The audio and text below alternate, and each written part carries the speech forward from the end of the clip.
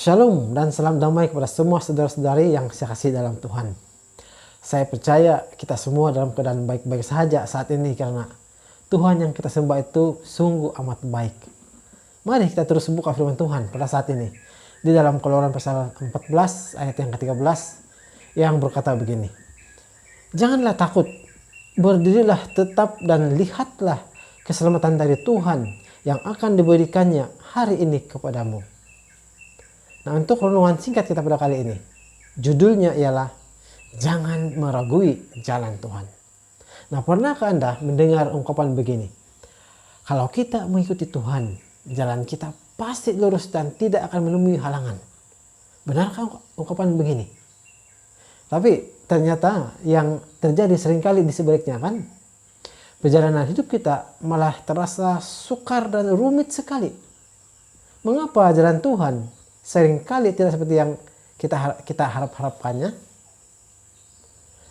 Dalam Keluaran pasal 14 ayat 1 sampai ayat 14 itu merupakan satu peristiwa di mana Raja Firaun mengejar bangsa Israel untuk kali terakhirnya sebelum bangsa Israel itu benar-benar bebas daripada perbudakan di Mesir. Melalui peristiwa pembebasan bangsa Israel dari perhambaan di Mesir ini, Tuhan mengajarkan kepada kita bahwa tuntunan Tuhan itu tidak pernah salah. Sekalipun bangsa Israel dituntun Tuhan menuju laut teberau yang bagi mereka bukan jalan keluar, tapi itulah jalan yang Tuhan pilih untuk mereka harungi pada waktu itu. Mereka harus menyeberanginya. Bayangkan apa yang ada dalam hati dan pikiran mereka ketika mereka melihat laut itu di depan mata mereka, sedangkan musuh tentara Mesir sedang mengejar di belakang mereka. Mereka pastinya sangat ketakutan kan? Dan atas alasan itulah mereka mempersalahkan Musa. Lihat dalam ayat 10 dan 12. Sepertinya bangsa Israel memerlukan waktu untuk belajar dan sadar bahwa Tuhan ingin menunjukkan kekuasaan dan kebesarannya yang lebih dahsyat daripada kemegahan dan kekuatan tentara Mesir.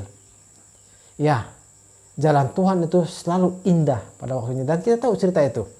Bagaimana bangsa Israel diselamatkan bukan saja daripada tentara Mesir, tapi juga menyeberang laut teberau yang Tuhan telah memotongnya menjadi dua.